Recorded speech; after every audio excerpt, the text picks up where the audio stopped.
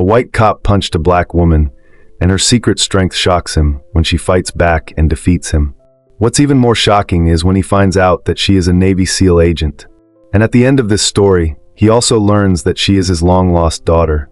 But will she forgive him on his deathbed? This story is more than just a fight. It's a revelation that changes everything. If you enjoy these types of stories, hit that subscribe button right away so you don't miss the next story when it drops. To better understand this story, we need to go back to the very beginning. It started in the quiet suburban streets of Minnesota.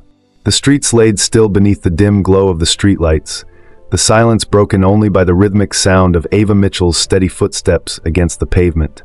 Dressed in black, her movements were fluid, controlled, her breathing steady as she focused on her run.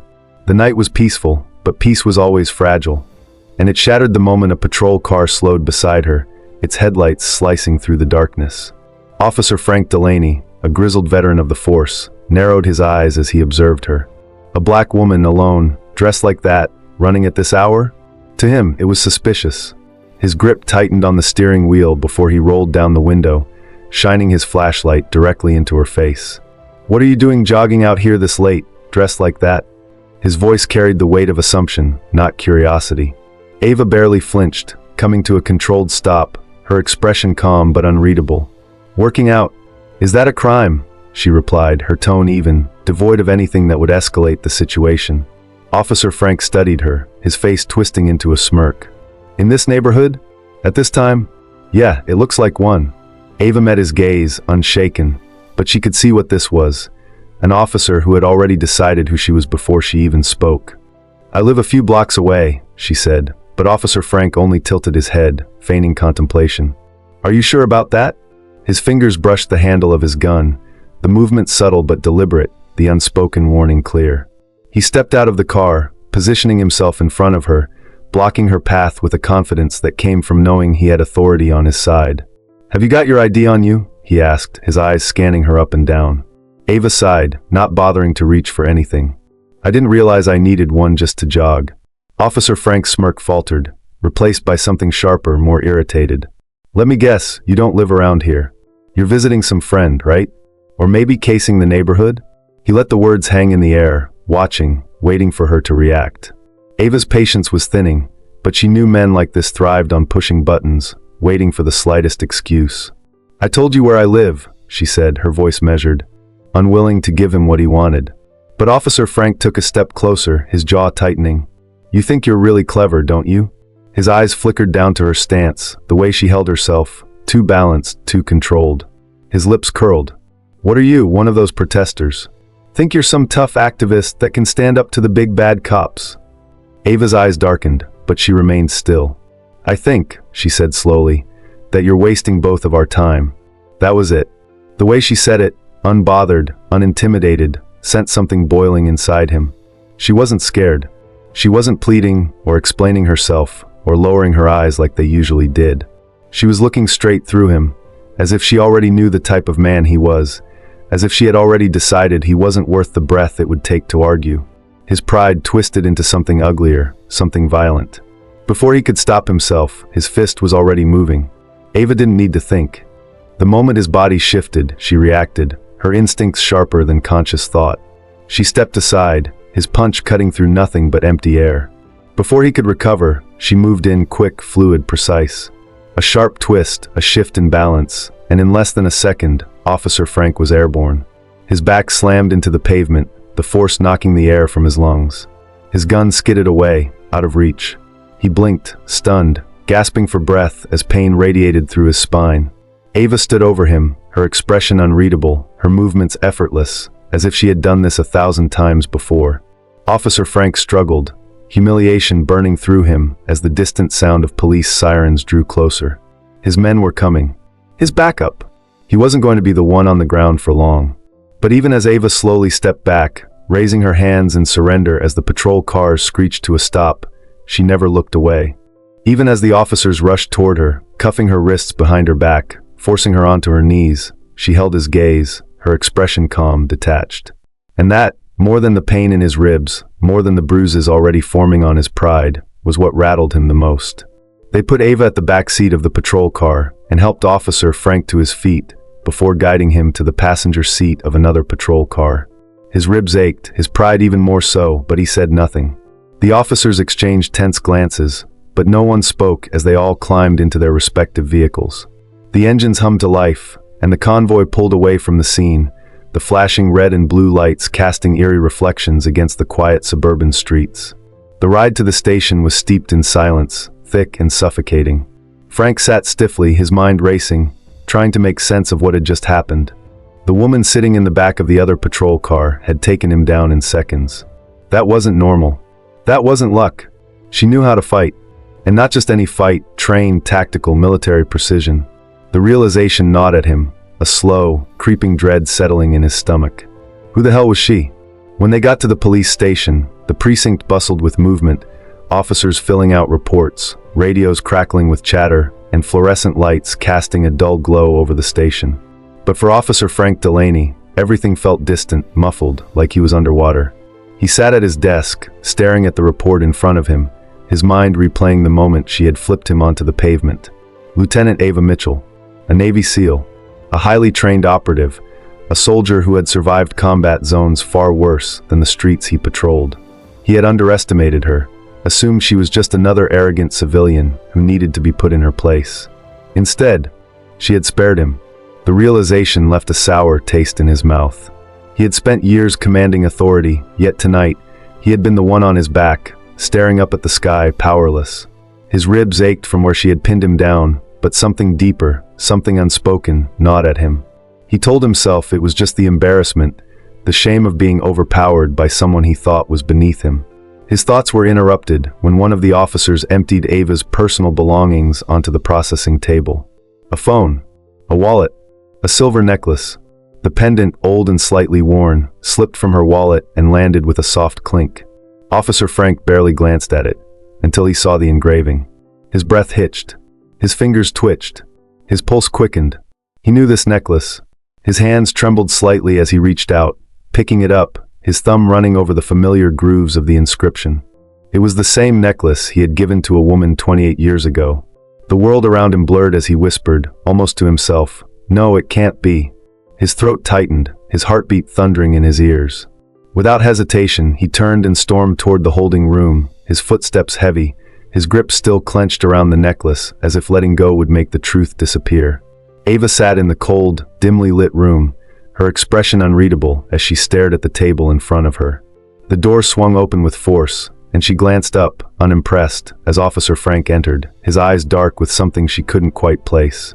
He didn't sit. He didn't even hesitate. Instead, he reached forward and slammed the necklace down onto the table between them. "Where did you get this?" His voice was low, strained, filled with something that sounded too much like desperation. Ava barely flinched at his sudden outburst. Her gaze flickered down to the pendant, and for the first time since her arrest, her expression softened, just slightly. She reached forward, picking it up gently between her fingers. "My mother gave it to me," she said, her voice even. "She never took it off. It meant everything to her." Officer Frank's stomach twisted. His chest felt hollow, like something inside him had caved in. His breathing grew unsteady as his voice barely pushed past his lips. "Your mother," he swallowed hard. "What's her name?" Ava hesitated. Something about his tone made her pause, made the air feel heavier. She lifted her eyes, meeting his gaze as if searching for something she didn't understand yet. "Miriam Lewis," she said finally, and the second the name left her lips, she saw it. His entire body went still. His shoulders tensed, his jaw clenched, and for a moment, he looked like he had been punched in the gut. She sat up straighter, suddenly suspicious. "How do you know my mother?" she asked, her voice sharp, laced with warning. Officer Frank didn't answer right away. He turned slightly, exhaling sharply, rubbing his temple as if trying to make sense of something impossible. When he finally looked at her again, his face was different, not just anger, not just guilt, but something deeper, something broken. "Who are you?" Ava pressed, her voice quieter now, but firm, demanding an answer. Officer Frank closed his eyes briefly, as if bracing himself for the weight of what he was about to say. When he spoke, it was barely above a whisper. "I was with your mother a long time ago." Ava's lips parted slightly, confusion flickering across her face. "That's not possible," she said, her voice steady, but there was doubt in it now. Officer Frank let out a slow, uneven breath and finally sat down across from her, his movements heavy. I was young, in my early 20s, he began, his voice hollow. It wasn't like I grew up a good man. My father, my whole family, they were the kind who looked at black people like your mother and saw nothing but a problem. I spent my whole life hearing how things were supposed to be, how the world worked, who belonged where. But then I met Miriam. His throat tightened as memories flooded back, memories he had spent 28 years trying to bury. She worked at this little diner just outside of town. I was a rookie cop, stopping in for coffee, and she was different. He let out a bitter chuckle, shaking his head. She never let me get away with anything. If I said something stupid, she'd call me out. If I looked at her the wrong way, she'd stare me down like she was daring me to say something worse. He exhaled shakily. I don't even know how it happened, but somehow, I fell for her. Ava's grip on the necklace tightened, her stomach twisting as she listened. She didn't want to hear this, didn't want to know that this man had been part of her mother's life. But something in her needed to know. So what happened? She asked, her tone sharp. Officer Frank's expression darkened. I was a coward. The words came out like poison. I was told that being with her would ruin my future, that I'd never move up in the department, that I'd be a disgrace to my family. I let them get in my head, and when she told me she was pregnant, I left. His fingers curled into fists. I told myself it was for the best, that she and the baby would be better off without me. Ava's entire body went rigid, her mind reeling. She had grown up never knowing who her father was, and now, sitting across from the man who had thrown her to the ground, who had looked at her with pure hatred just hours ago, she was realizing the truth. Her voice was hollow when she spoke. You don't get to decide what is best for me. Officer Frank didn't argue. He couldn't, because for the first time in his life, he wasn't looking at a stranger. He was looking at his daughter, and she was looking at him like he was nothing. If you're still watching, that means you're enjoying this story. Don't forget to hit that subscribe button so you don't miss out on more stories like this. You might not see my channel again if you don't. And if you're still here, drop your current location in the comments. I want to see where my amazing viewers are watching from. They let Ava out on bail, and as she stepped through the precinct doors, the cold night air hit her like a wave. She walked out, her head held high, her posture unshaken, but inside, she was unraveling. The weight of what she had just learned pressed down on her chest, threatening to steal the breath from her lungs. She had faced enemies in war zones, had endured missions that tested every ounce of her strength, but nothing had prepared her for this. Her father, the man who had abandoned her before she even took her first breath. The same man who had looked at her with disgust hours ago, who had thrown a punch at her like she was nothing. She had spent her whole life not knowing who he was. And now, in the span of a few hours, she had not only met him, she had fought him. She exhaled sharply, trying to shake off the storm raging inside her, but the ache in her chest only grew heavier. She had told herself she didn't need a father. She had built herself from the ground up, made it through life without his presence, without his love. But tonight, she realized that some wounds never really heal. Some wounds, no matter how much time passes, still bled. She got into her taxi, and as she sat in the passenger's seat, gripping her chest, staring out at the nearly empty parking lot, her breath steady but her mind restless. She should leave. She should go home, take a long shower, and forget this night ever happened. But instead, she found herself reaching into her pocket, pulling out the silver necklace, her fingers tracing over the pendant as she thought of her mother. Miriam had never spoken much about him. Whenever Ava had asked, she would simply say, "Some men aren't strong enough to love beyond themselves." And that had been enough for Ava, enough to know that whoever her father was, he hadn't wanted her. She had built her life without him, grown into a woman who had fought battles far worse than abandonment. But tonight, she had seen the look in his eyes when he realized who she was. It had been brief, fleeting, but undeniable. Regret. She clenched her jaw, forcing herself to shake it off. It didn't matter. What was done was done. Her taxi driver started the car, gripping the wheel tighter as he drove through the quiet streets, every red light stretching the night longer than it needed to be. By the time he pulled into her driveway, the adrenaline had worn off, leaving only a dull ache in its place. She stepped inside, locking the door behind her, dropping her keys onto the counter before rubbing a hand over her face. She should sleep. She needed to sleep. But as she stood there, staring at the darkened living room, the weight of the past she had spent a lifetime outrunning finally caught up to her. Her phone rang, the sharp vibration breaking the silence. She hesitated before picking it up, expecting it to be one of her SEAL buddies checking in on her, but when she heard the rushed voice on the other end, she went completely still. There had been an accident. A bad one. The officer's voice was clipped, efficient. Officer Frank had been in a crash. His condition was critical. If she wanted to see him, she needed to come now. She stood frozen, her grip tightening around the phone. The logical part of her screamed to ignore it, to let fate handle whatever came next, just like he had done to her so many years ago. But before she could stop herself, she was grabbing her jacket, her pulse thrumming in her ears as she stepped back outside into the night. She told herself she wasn't doing this for him, that it wasn't about him. But if that were true, why did it feel like she was running towards something she had spent her entire life trying to escape? Back at the hospital, the rhythmic beeping of the heart monitor was the first thing Officer Frank became aware of, a steady, persistent reminder that he was still alive. His body ached, pain radiating through his ribs and up into his skull, but it was nothing compared to the hollow weight pressing against his chest. He blinked slowly, the harsh fluorescent light overhead stinging his eyes as he adjusted to his surroundings.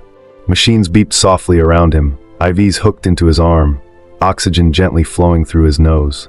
But none of that mattered when his gaze landed on the figure standing at the foot of his bed. Ava, his daughter. She was still, arms crossed, her face unreadable, but the weight of her presence was impossible to ignore. For a moment, he thought she was just another hallucination, a trick of his bruised and battered mind. But then she exhaled slowly, and he knew she was real.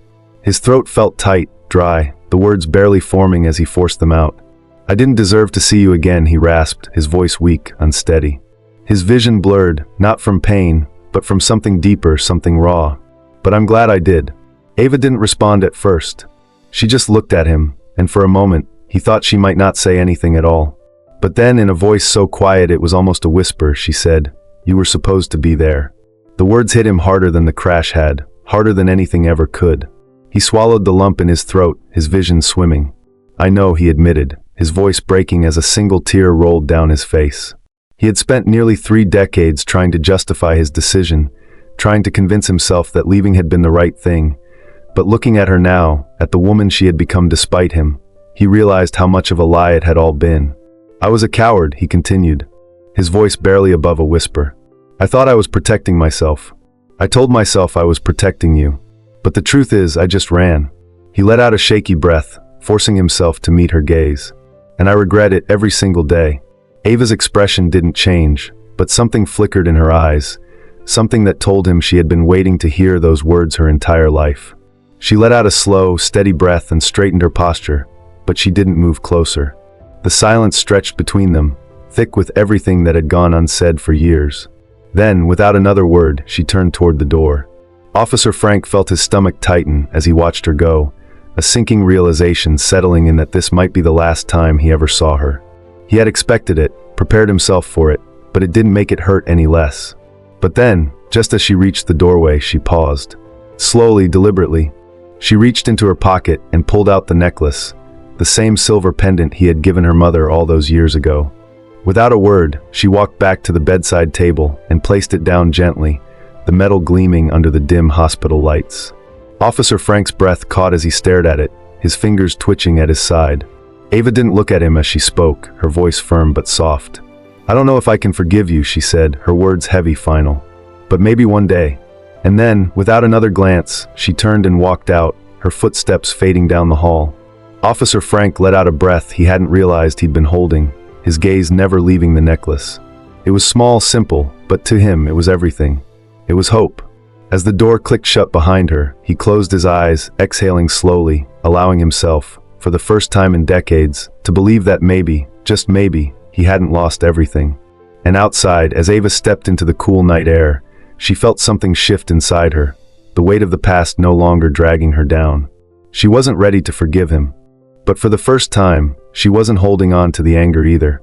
And maybe that was enough. And that's the end of this powerful story. But the conversation doesn't have to stop here. If you enjoyed it, hit that subscribe button so you never miss another emotional, eye-opening story like this. Also, I want to hear from you. What would you have done in Ava's shoes? Drop your thoughts in the comments and let's talk about it.